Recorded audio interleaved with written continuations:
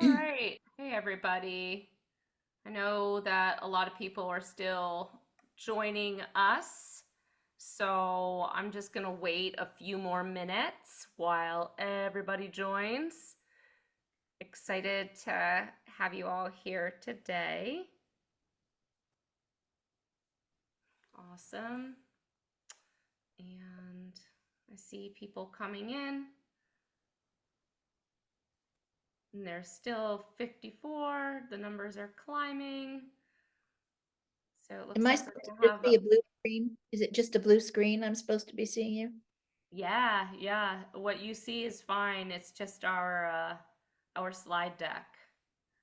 Okay. And I will introduce both of us in just a minute.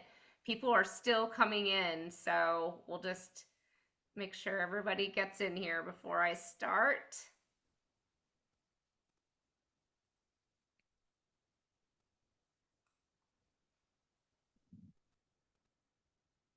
Okay.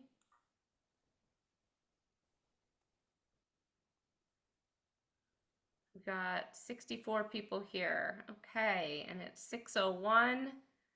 So welcome everybody who is here. Um, I'm Heather Dawson. I work for Max Sold. I am also a licensed auctioneer and also an appraiser.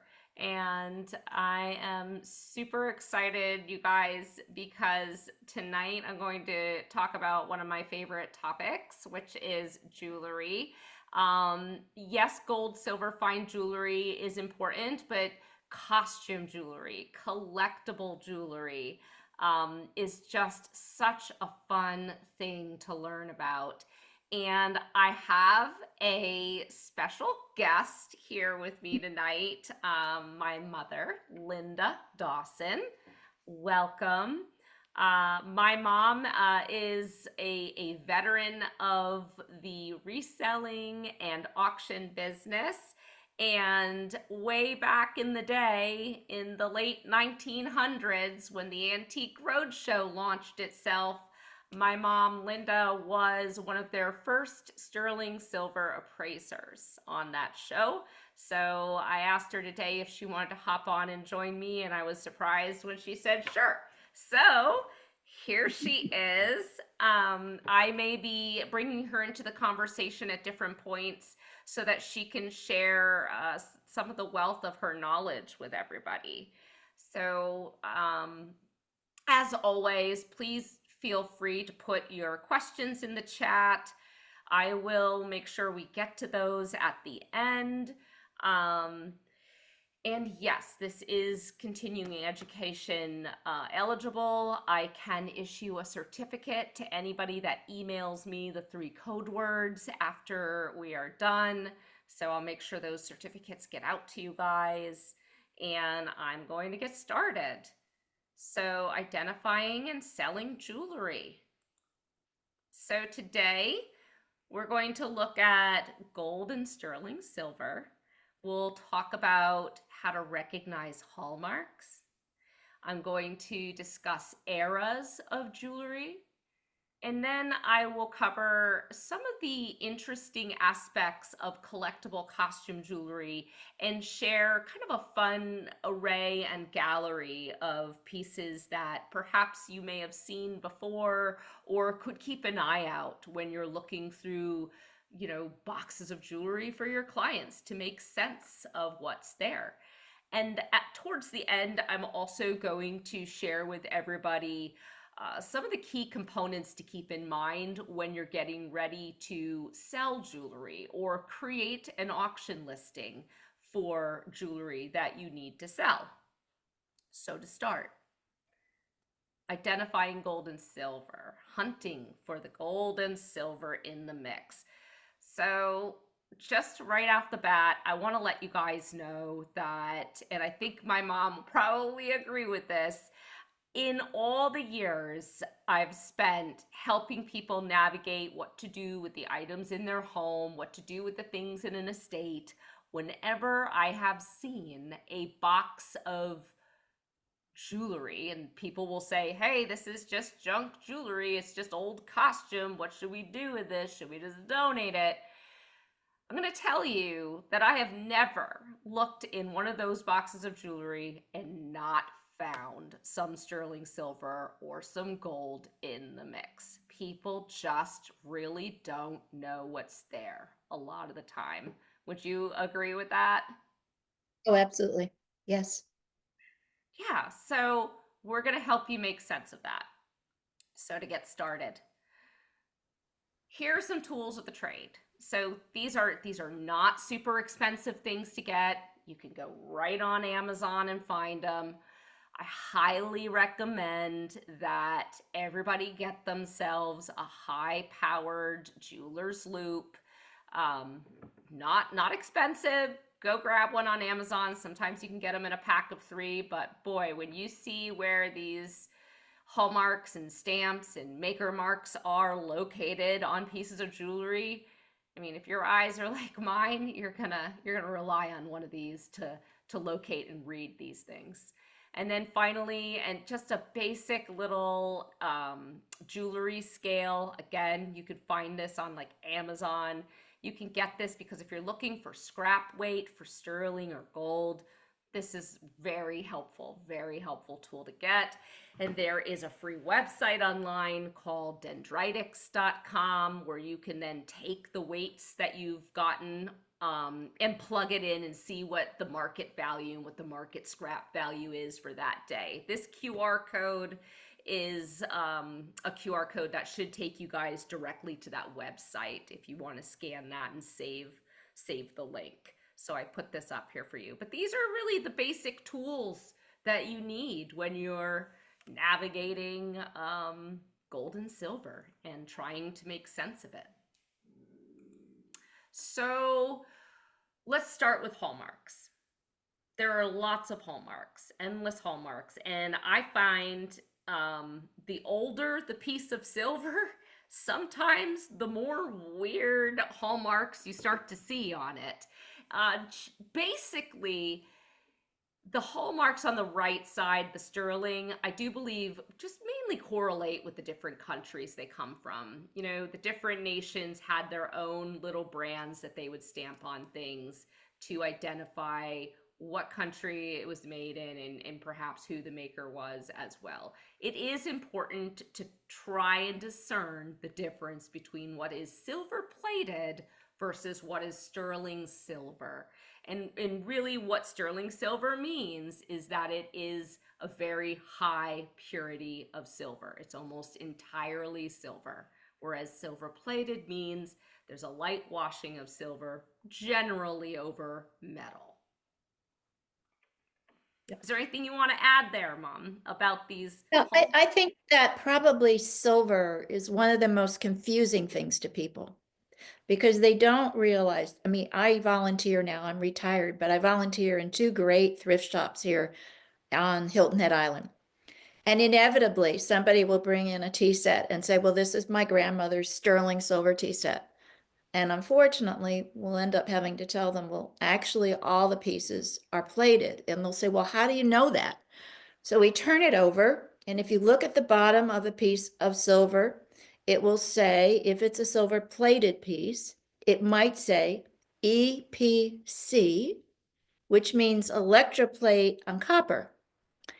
If it says EPNS, it means it's electroplate on nickel silver. The older pieces were made with those marks, and they can be really confusing to somebody because they really have no idea about this. The other thing I think that's really very confusing about silver is that Gorham didn't used to say Gorham on the bottom of a piece of sterling. They would have a hallmark. And the hallmark is right there on the left, a lion and an anchor and a G. Well, English silver, if it's sterling, also uses a lion. So a lot of, and you can see an anchor in Birmingham, England. So, and a date letter. So it can be very, very confusing. The thing that you all have that I didn't have when I was in the business is I had to go to a book to find these out. Now you can go on the internet and you can find out just about anything you want about marks at any time. So silver is a very interesting area. Now, the piece you see in the middle, that's actually Dominic and half. And most people wouldn't have a clue what that means, but that was the company back in the early 1900s that made that before they put the name on it. And a lot of the early American 20th century, I'll say, silversmiths later combined with others. So you have to, there's a lot of marks that you just have to kind of look up, but you can find all of this on the internet. And one of my favorite research tools for silver is the Google search. I'm sure, Heather, you use Google search a lot too. The I just, lens. yeah, I just take a picture of it. Yep. I go to Google, take a picture of it, and it immediately will come up with what it is. And that's one of my favorite tools right now, because when I'm at the thrift shop pricing, I'm not just pricing silver, I'm pricing anything that comes in the door. And inevitably, there's something we've never seen before. We take a picture of it and we say, oh, wow, that's worth $200. I would never have known. So, yeah, okay. Right.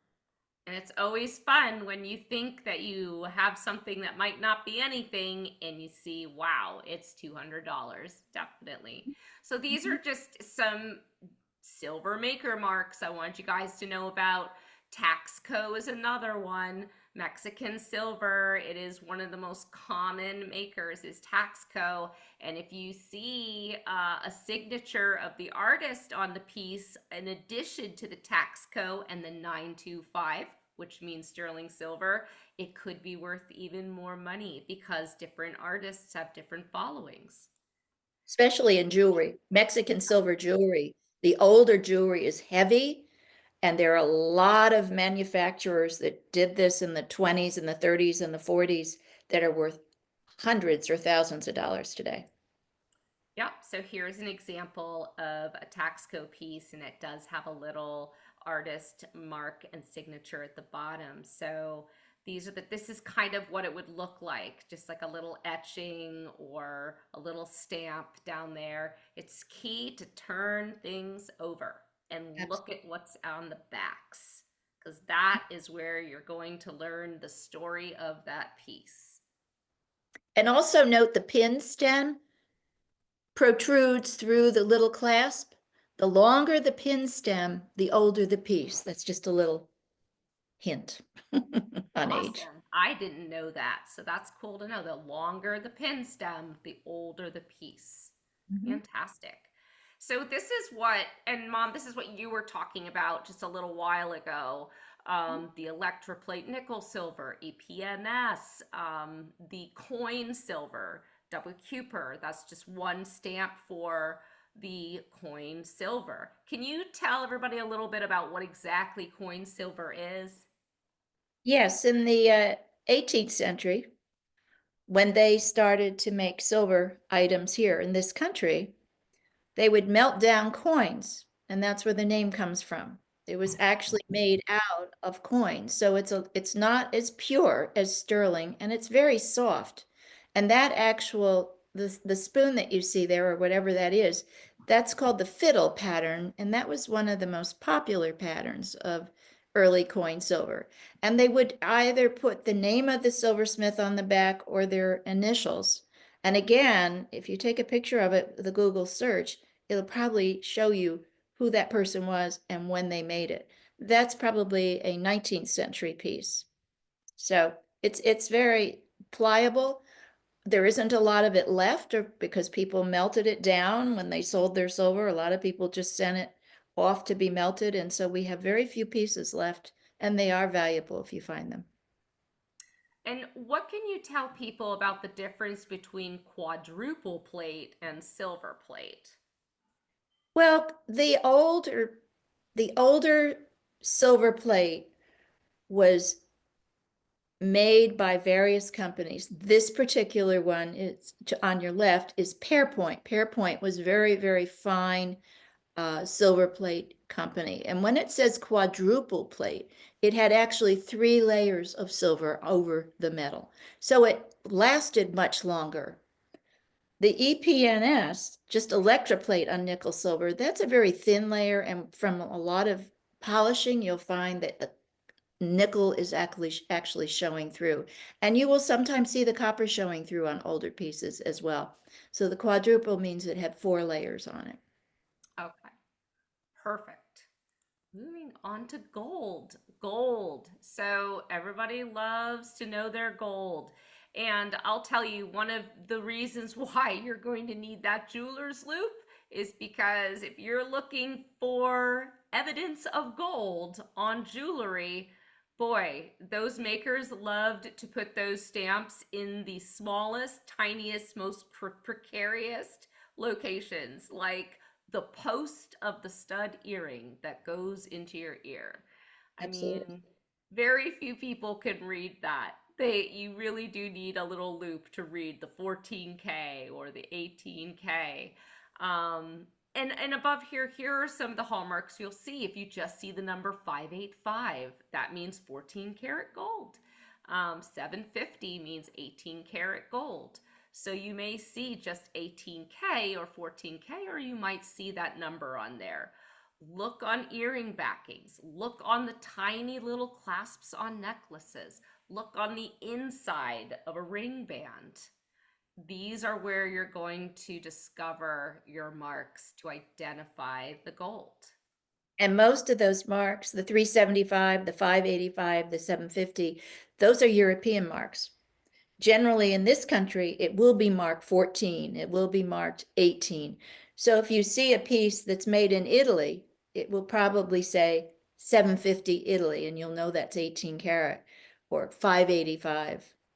So that's just something to know. It's very hard to find these marks, very, very hard. I just had a bracelet the other day that was by Milor, Milor, just a bangle bracelet. And Milor usually makes plated Italian jewelry. And this was just Milor, Italy. That's all I saw. Well, when I took a closer look, I also found a 14K on the bracelet, on the inside of the bracelet. So I called the jeweler that helps us with evaluations. And he said, "Oh, it's not gold. They're never gold. They're always plated." I said, "Well, could I bring it in?"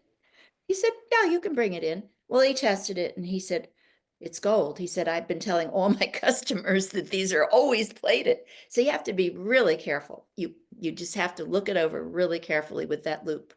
And that is a good thing to bring up also. I mean, I tell also clients all the time, when in doubt, go find your local jeweler gemologist, have them test it, have them do their authentication process just to verify, because whenever you're in doubt, you want to get that expert second opinion. It can never hurt. So here's our code word. The code word is silver. Silver. Beautiful silver.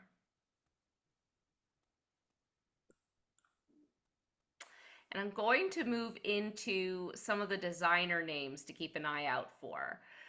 There are so many amazing, beautiful designers throughout just the 20th century. Um, and a lot of these designers came to the surface in the United States during World War II.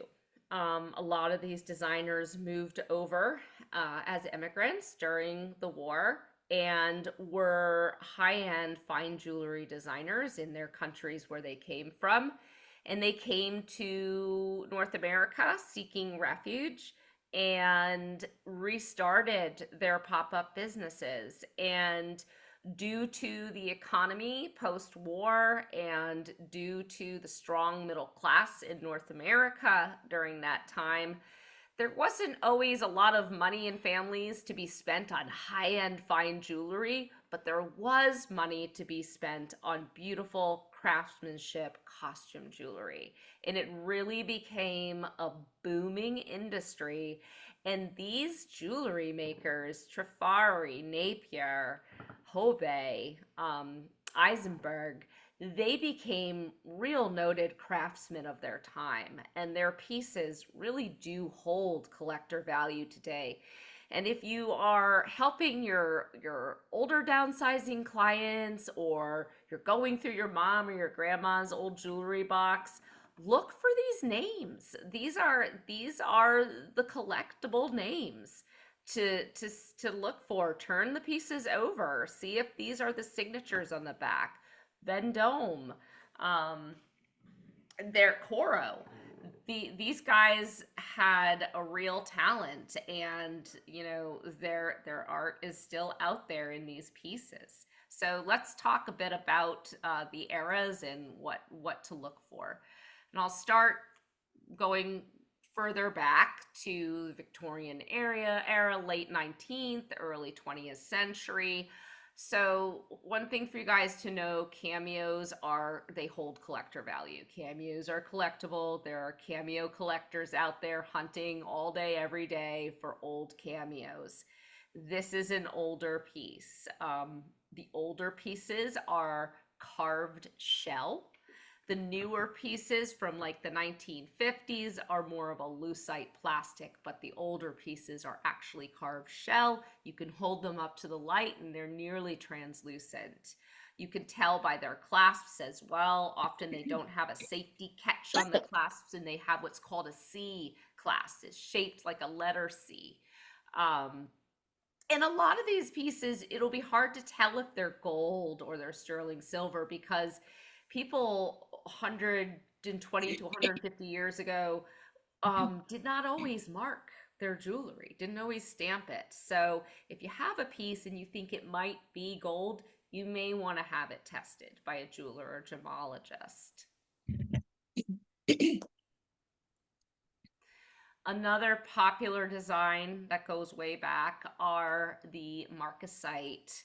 The marcasite pieces with the silver pot metal backings. The base is a silver tone metal called pot metal, and this bumpy, shiny design is called marcasite. This beautiful piece is marcasite on top of a purple enameled cabochon. So anything with that shiny enamel work and the older marcasite is going to hold collector value. If you find a piece intact where the little marcasite pieces are all there and none have fallen out, that will increase your value, because over time and over the years, these pieces do get wear, and little cabochons and gems will tend to fall off. But if you can find ones fully intact, you have a piece that could be worth more. Another very old antique type of jewelry to keep an eye out for is called filigree. And this is a silver filigree flower brooch. This is what filigree looks like. And oftentimes you can find the sterling stamp on the back. If it's very, very old, you may not be able to find it. But there are collectors for filigree pieces out there, and filigree is considered very collectible today still. And George Jensen. So we'll take a moment and talk a bit about Jensen. Jensen is a world-renowned sterling silver artisan, Norwegian, Danish, sorry, it's Danish, right? Danish, yeah. And Jensen does jewelry. He's still going strong today, but also flatware. So there are very, very collectible high-end flatware sets done by Jensen, and jewelry going back well over 100 years that is very collectible. And he is known for what's called the Art Nouveau style, which is this floral, foliate, scrolling, beautiful style that he does. So that he's very much noted for that. And Art Nouveau was very popular in the early 1900s, the early 20th century.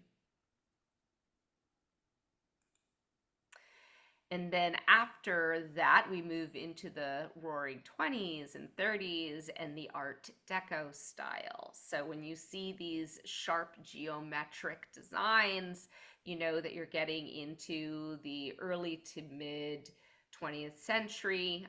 This is a marcasite brooch. This one is sterling.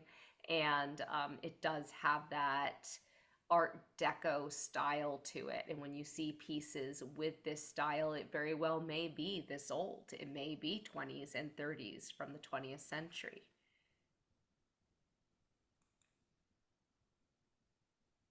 And then, as I was talking earlier, the mid century costume jewelry movement. So many different designers. This is Alice Cavanas. This is part of a full set. This is called a demi parure, which is a partial set. What you have here featured is the necklace and the clip earrings and the beautiful bracelet. Now, these artists, these jewelers created complete sets where at some point in time there was also probably a ring and a brooch that went with this set, which would round out a full parure, a full set. But over the decades and over time, sets kind of lose their pieces due to damage, separation, and being lost. So most of what's out there today are demi parures, partial sets. But these jewelry designers did create these sets as a complete, almost head to toe design to sell as gifts, holiday gifts. And your lady would get this beautiful complete set. Which is what makes it so collectible today to find one piece that's signed, because if you can put it together with two other pieces, you have something worth a lot of money. Yep, exactly. Here's another demi-parure. The one I just showed you previously is more of like a formal evening type attire jewelry design, and this is more of a fun, whimsical day-to-day style. And again, this is a partial set. We have the bracelet, necklace, and earrings. There was probably a ring, there was probably a brooch that went with this at one point in time. Hobe is the designer here, and another noted name. Here's an example of a complete parure. So a full parure has, everything here: the necklace, the bracelet, the brooch, the earrings, and the ring. So this is how most of these sets were intended to be worn and how they were initially marketed and sold. So moving into the 60s and 70s, Trifari started to get very popular. Trifari's been around a long, long time. But Trifari is collectible, and Trifari has changed their stamp and hallmark and signature throughout the decades. And you can kind of note how old Trifari is based on the stamp and signature they have on the back. So you've got this beautiful style that they do with what's called brushed gold tone metal. It's got that brushed design going through it, but you can see how they have different maker marks. So the one on the far right is called Crown Trifari, and when you find something like that, it can be really quite collectible. And a lot of people don't know to look to see if it's got a little crown over the T or if it's just plain Trifari with the plain T. But that crown Trifari is going for a lot of money today. Yes, and then we also have Sarah Coventry. Sarah Coventry is still going strong today, but really started to pick up and get a following in the 60s and the 70s. They're known for these reticulated pendant animal pieces. This is a reticulated owl because it's got the different parts that will make it move back and forth. These owls are collectible. Really, when you find just about anything that's an animal, that's costume jewelry from the mid-century, it does heighten its collector value because people just love collecting animal pieces. Kirk's Folly. Kirk's Folly has been really noted for getting most of its attention and popularity in the 80s and the 90s. They're a fun, carefree, kind of whimsical, charm-based design. And they're known for their earrings that have all these fun little charms that hang off of them. the artisan and craftsmanship that goes into these little pieces, though, when you really look at them, are very intricate. You can see on the right the picture of their signature. Finding something like this in a box of jewelry is really finding a gem. There are some real diehard Kirk's Folly collectors out there that absolutely love collecting these pieces. They really are each a work of art. And then we have Laurel Birch. So a lot of you might be familiar with these cool, 80s, early 90s Laurel Birch cats.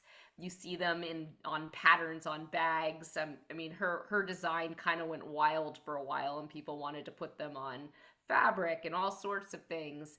But she is known for her fun cats. Her signature there, you can kind of see it's like a scripted name, Laurel Birch, on the back. She often names her pieces too. So this cat has, I can't quite read it here, but it has a name for its own design. But she didn't just do cats, she did other beautiful pieces like these carp fish. They're enameled too. A lot of them are enameled, right?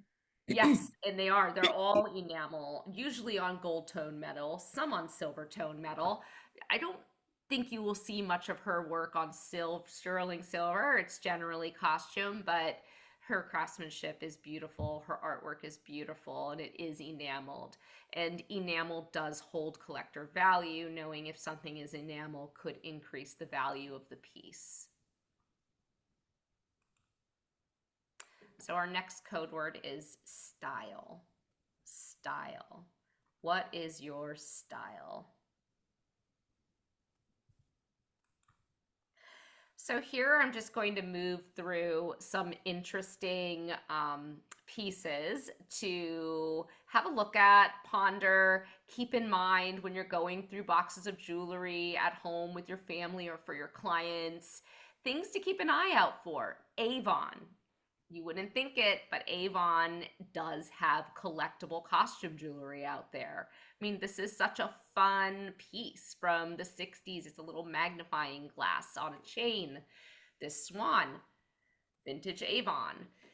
And these Jelly Belly bears. I love these. These are so fun and quirky. And these little cabochon bellies, these little lucite, colorful bellies, you see them on all sorts of different animal pendants and brooches.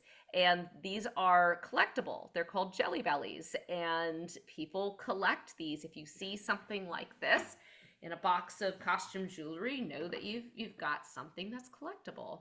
And then, of course, our flower power, the enamel on metal flower brooches. People still love these. These are collectible as well. Here on the left, we have what's called moon glow. So moon glow is a type of lucite bead that became very popular in the 50s and 60s. It's got this beautiful luminescent shimmer to it. This is a blue moon glow necklace. So if you see moon glow, you could see it in bracelets, earrings. If you have moon glow, you could have a collectible piece. Sometimes you will see a designer name on it, like Coro. That can increase its value. And then, this brooch in the middle, which is so much fun. It's by a designer called Miracle. Here's something to keep in mind. When you're going through a box of jewelry and you're looking at things, if you see something that really stands out to you as really kind of unique and intricate and fun, odds are it probably is unique and intricate and probably therefore collectible. Look for that name on the back, turn it over. Things that have a lot of craftsmanship, like lots of little intricate design and color and detail, usually hold collector value and are made by artisans. So, something like this, I think miracle brooches hold quite a bit of value. I don't know if you've sold any lately, Mom, but I think we've Yeah, seen they're them. stone. So yeah, they're Yeah, inset stone. they're stones set in with the design work. A lot of them are sterling silver. You just have to look for the mark. And they're Sarah from, Coventry again with her beautiful designs that are collectible. Turn it over and look for her signature. And then here on the left, we have, this is older. So, made in Austria is stamped on the back. This was probably part of a full parure set, and what we have are the clip earrings and the brooch. When you find pieces like this, having something with these multicolored rhinestones, that's rare to see so many colors, and that can increase value. Look to see how well it's intact. Look at its condition. Is it missing any stones? If it's not missing stones, that's really cool. Like, it made it through the test of time, and its value will increase because it is in full intact. It's And intact. one thing, Heather, when people are looking at jewelry, look and see how it's set, how that stone is set, because if it's prong set, it's probably worth more than if it's just glued in, because those prong settings hold that stone in place. With the glue, goes away and the stones fall out. So look Right. very carefully about the stones and how they're set. Very true. True. Yes. Look at the backings. See if you can see the stone through the back with the prong setting. That is a key indicator. Also, here are these cute little poodle pins. They've been repurposed into earrings. They're little stud earrings, but originally were little pins. Um, if you see something like poodles, it could be an indicator that it's older, that it's more vintage. Poodles were popular in the 50s and 60s, so you're going to see poodle things from that timeline. So these little pearl poodles, again, animals, vintage animal jewelry. There are collectors for vintage animals. And then finally, here on the far right, anything that, first of all, this is copper and it will be marked and stamped copper on the back.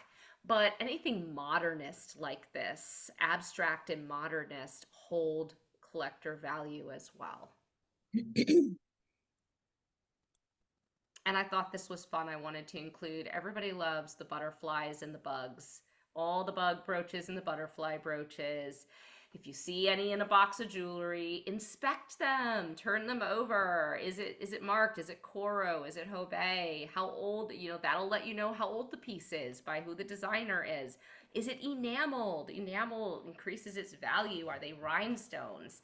So, check them out. Butterflies and bugs are collectible, so keep that in mind. And so now I'm going to talk a little bit about when you're going to sell the jewelry and you go to sell it and crafting your listing. Let's say you're going to put a listing together for a live online auction.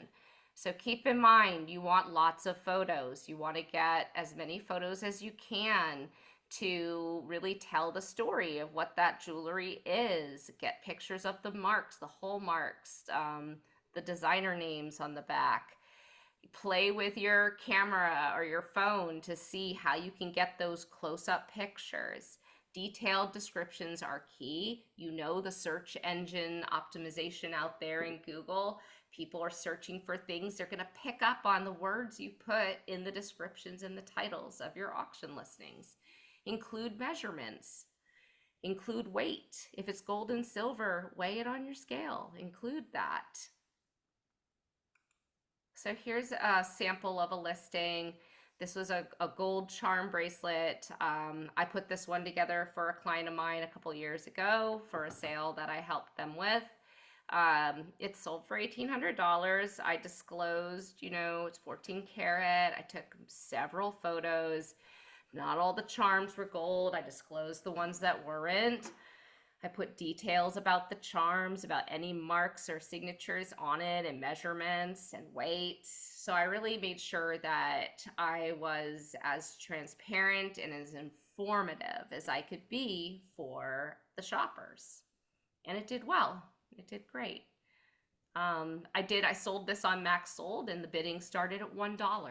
And you can see it was viewed 749 times and was bid up to a good price. Again, here's a different type of listing. So this was a big box of just jewelry, costume jewelry. What's in the mix? I wanted to make sure my feature photo really captured the magnitude of how much is in this fun, big auction lot. But then I added many, many additional photos that zeroed in on more individual groupings of items like the rings and some of the turquoise pieces. I made sure that I noted in my description the different fun things that are in the mix here so that people knew, so the SEO would pick up on it when people are searching for it online. Um, and it did great. I mean, I think $480 was more than a fair price for this really fun collection. And here's a George Jensen sterling silver flatware set. So I was mentioning earlier, um, Jensen is known for their jewelry as well as their flatware. And this seller did a wonderful job at including, lots of details in the description about the set, putting the name of the set pattern as well as the maker in the title, which is key, the number of items in the set. She didn't, I don't think she included the weight here. She could have done that. I might have done that, but the set is probably well known and she probably knew that people could search it online and find out information about its weight. But honestly, its weight isn't what really drives its value. George Jensen, its designer name, drives its value because it's such a sought after maker. And, when it comes to sterling silver flatware, I just want to take a sidebar here. I know people will ask me, does it really have much value?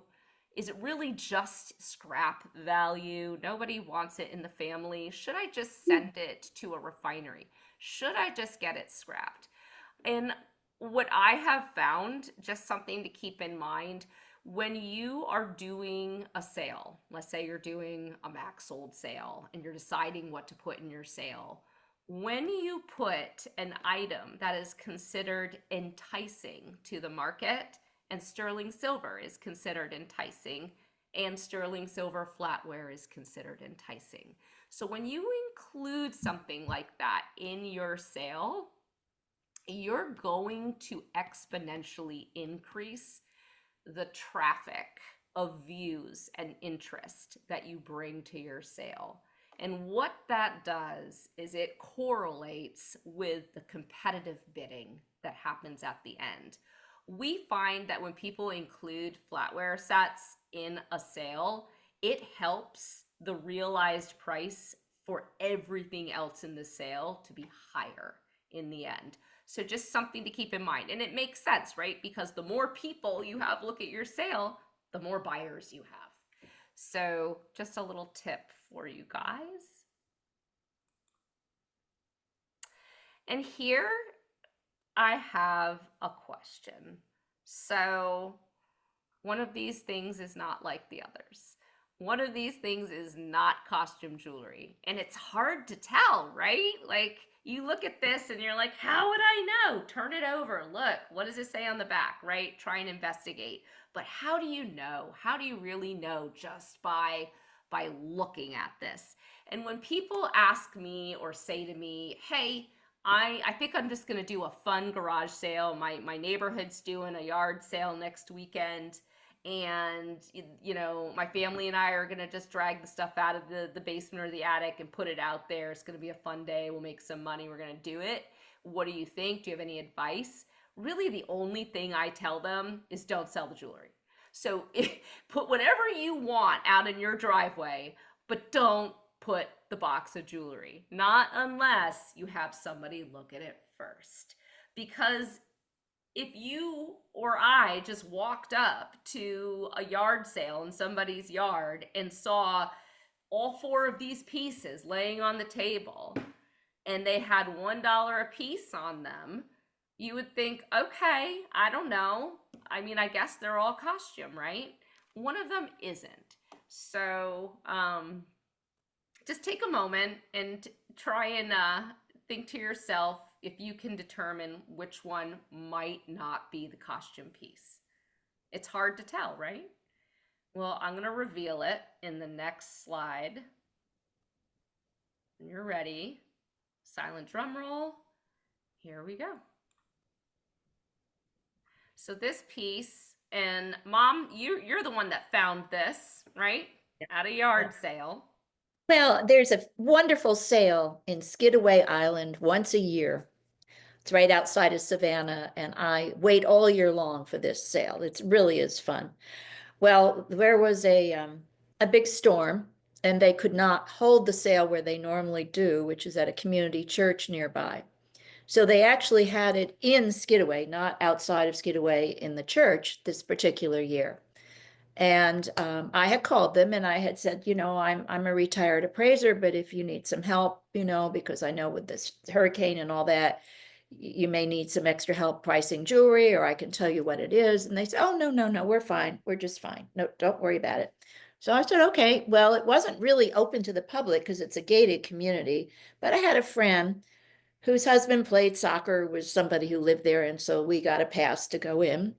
And there were not a whole lot of people at the sale because of the storm, and people probably didn't think they were still holding it. So anyway, I got in and I went right to the jewelry table, and all the jewelry there was either $1, $2, or $3, or $5.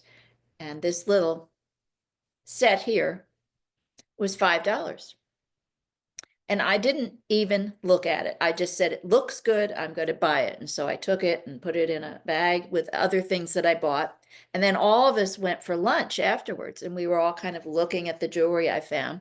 And my friend who was visiting it was Addie from New Jersey, said, oh my goodness, this is signed on the back. And now see here, I hadn't even looked at it yet.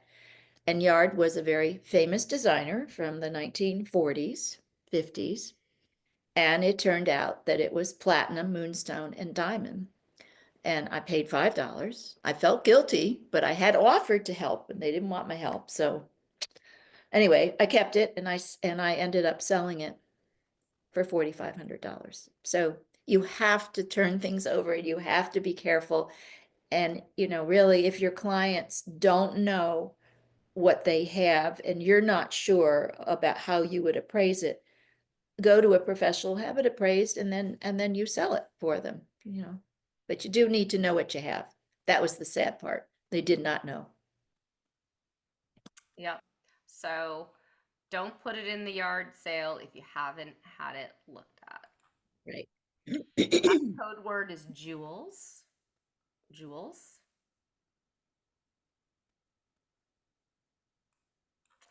And a girl can never have enough jewelry. This is my contact info at the top, so you guys know where to find me at Max Sold. You can always give me a call or email me. I can put my email in the chat also to make sure you send me an email for your certificate. Also, I'm going to stop sharing and answer some questions. We do have about a little more than 10 minutes left to answer questions. I do see a lot in the chat, so I'm going to scroll up and just try and catch up here. Hello from North Carolina and Toronto and British Columbia. Oh my gosh, I love the fact that everybody's coming from everywhere to learn tonight, which is amazing. Noelle asked if this will be shareable. Yes, if you registered, then you will get a recording. If you don't get a recording, let me know. And says I already let her know that she'll get it. Awesome. Hello from Seattle and Baltimore. And question about rhinestones. What do we need to know about rhinestones? That is a good question. Mom, you want to tell them a little bit about what to keep an eye out for with rhinestones? Well, again, look at how the piece is made. There's a lot of very contemporary jewelry that won't have a great deal of value. But again, turn it over. If it is signed by Miriam Haskell or someone and it has wonderful rhinestones that are prong set, yes, they will have value. But the problem with rhinestones is lots of times they were worn a lot and the rhinestones fell out. So do look at the condition. Sometimes there's what we call verdigris, some sort of green looking stuff on the back because it may have been in a humid location where it discolored the actual metal. The condition of it is going to be important too. Yeah, if it looks very gray and not clear, then its value is going to be diminished. It may have been stored incorrectly and there is damage then to the stones. So looking at the clarity of the stones is key as well. Um, Rita also asked, what if there are no marks on jewelry or silver flatware or bowls? What if there are no marks whatsoever? That's interesting. I don't see that a whole lot. Usually there is something there, but it could just be plain metal if that is the case. I do something called a silver test, which a lot of people think I'm crazy, but I do it a lot. If something comes into the thrift shop that I'm pricing and I'm not sure if it's sterling or not, because sometimes the hallmarks have been worn off if it's an old piece, sometimes they're just not marked. I take my thumb and I actually rub the silver. So for instance, I would take this and I would just go like this with my finger really hard and smell it.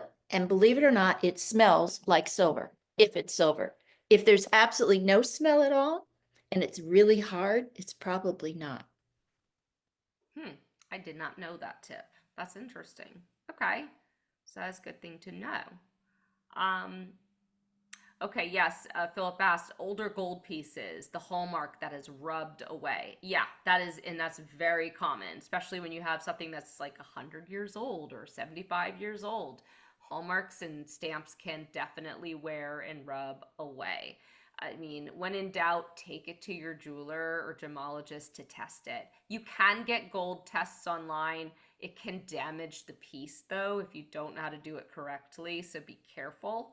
Um, I would err on the side of taking it to the jeweler just to double check it for you because that is a good point. Very often, those hallmarks get worn with time. And the flower trio is sterling. Yes, yeah, it was. What is your definition of costume jewelry? That's a really good question. Well, it's Um, not gold or silver, not gold or silver, most of it. yeah, yeah. Costume is not gold or silver. I do think that there are different pockets of costume. You know, you have the artisan pieces, and then you have the pieces that, you know, you could get maybe down the street at Walmart or Target. So it just, I think there's different categories to consider. How It's about most, pocket watches? yeah. And vintage versus newer, vintage Yeah. is usually worth more. So I guess the newer, like you'd see at Target or Walmart, it would be more of like fashion jewelry. People call that, I Right. think. Um, Where's, watches are a whole nother. I am not, watches are not my niche. That honestly, I think that should be a whole nother presentation. We need to find one of our expert resellers out there who deals in watches to do a presentation for everybody because there is so much that we could learn about watches and there is so much to learn about them. Um, I think that that would be a whole nother talk. But yes, watches are important to know about. Oh, thank you, Melissa, for saying excellent class. Carol said I've been using the magnet test for determining precious metal versus metal. Does this always work? I mean, it does work for brass versus metal. I don't know if it works for anything else. I don't usually use the magnet. I use my No. loop more than anything. Yeah, the magnet test is good for brass. I know that. If it's brass, it won't stick, right? If it's metal, it will stick. I will put my email again at the bottom before I close this out. Or, hey, Cesar, would you mind popping my email in there while I'm answering the questions? So then I can get through these. It looks like there's 28 comments and questions. Kathy said, I have a beautiful handcrafted necklace which features druzies. I'm not familiar with them. They seem to be valuable. Druzies. Have you heard of druzies? I've heard of it, but I don't know much about it, to be honest. I will look into druzies for you, Kathy. How do you spell it? Druzies, she said. I'm making a note. Hello from Arvada, Colorado. I used to live in Colorado. Hello, Janelle. Um, I will put my contact. Oh my gosh, somebody from London is here. That's awesome. Thank you, Janice. All right. Anne said our church is having a Christmas fair this Saturday with a huge jewelry table, and I'm getting nervous for the lady running it. I wish she I had want to attended go. Those this. are the things I love to go to. Hey, this is recorded. You can share the recording. How do you clean rhinestone jewelry that is glued versus pronged? How do you clean it? Yeah, carefully soak it. Well, I don't ever soak costume jewelry because of the Okay. glue. I would probably just take a Q-tip and just wash it, the tops of it off. I'd be really careful with rhinestones. The prongs won't let the piece fall out, but it could be some glue behind it. So you want to be very, very careful. Just a little warm water and soap, really, with Okay. a Q-tip. Janelle asked, when we put something that is worth something, how do we add it to the sale if we do not have a certification? So, Janelle, I think it depends on what it is that you're trying to um, put into the sale. One great thing about auctions is that most of the people looking at the items can tell from pictures and what you put in the description what something is. um, but use Google Lens, use your community of experts and jewelers to help you. If you need help identifying an item, get a consult with an appraiser. That could help also, and I'm always happy to help if I can be of help. You're always welcome to shoot me some pictures and I can try and advise you on what something is too. And I'm trying to move through this quickly, guys. There's so many comments and questions. Let's see. Everyone from Fort Worth, Texas. Thank you. Thanks. Can you tell us what the glass pearl and rhinestone poodle pins sold for? That is a good question.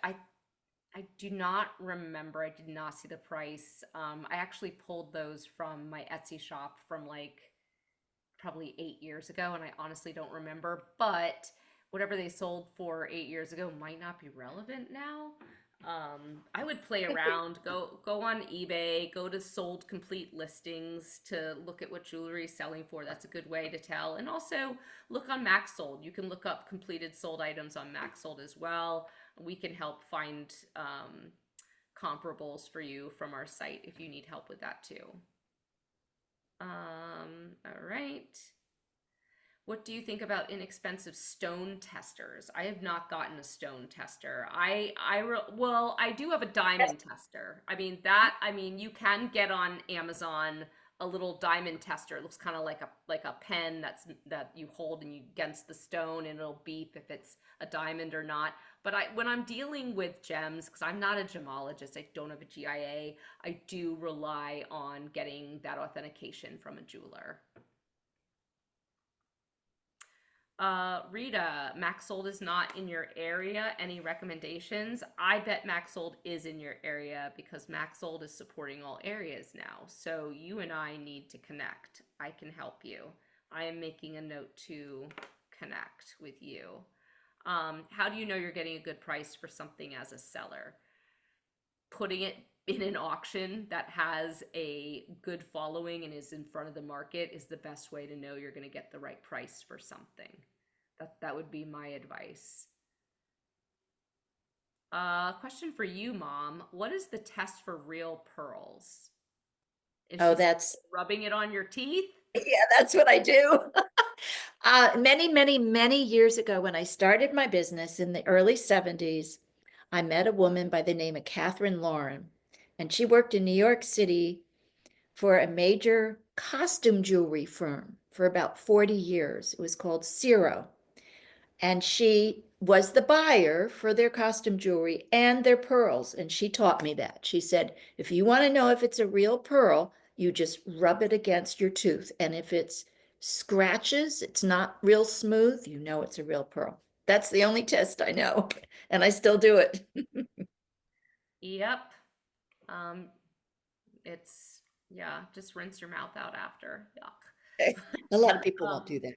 Someone asked about coins, silver coins, kind of like watches. That is a whole nother presentation. There is so much to know about coins. Just its purity is not, even it's like the tip of the iceberg. Like we need a whole presentation on coins, we need a whole presentation on watches with folks that are our experts in our community here. So I will look into future talks on those two topics because I do see that there will be value there.